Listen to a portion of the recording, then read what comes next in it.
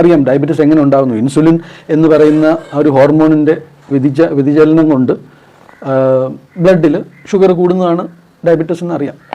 പക്ഷേ മനോരോഗം അല്ല മനസ്സിന് അസ്വസ്ഥതകൾ എങ്ങനെ ഉണ്ടാകുന്നു എന്ന് ആർക്കും അറിയത്തില്ലായിരുന്നു. അത് കണ്ടുപിടിച്ചിട്ട് അധികം നാളായിട്ടില്ല അല്ലേ. അപ്പോൾ അന്ന് അത് കണ്ടുപിടിക്കുന്നതിന് മുമ്പ് പ്രേതബാധ, ഭൂതബാധ അല്ലേ, അപ്പോൾ അതിന് ചികിത്സയില്ല, വന്നു കഴിഞ്ഞാൽ കെട്ടിയിടണം, പൂട്ടിയിടണം.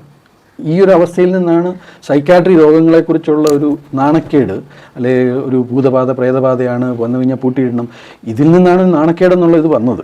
പക്ഷേ പിന്നീട് കണ്ടുപിടിച്ചു സൈക്കാട്രി മരുന്ന് അല്ലെ സൈക്കാട്രി അസുഖങ്ങൾ എങ്ങനെയാണ് ഉണ്ടാകുന്നത്.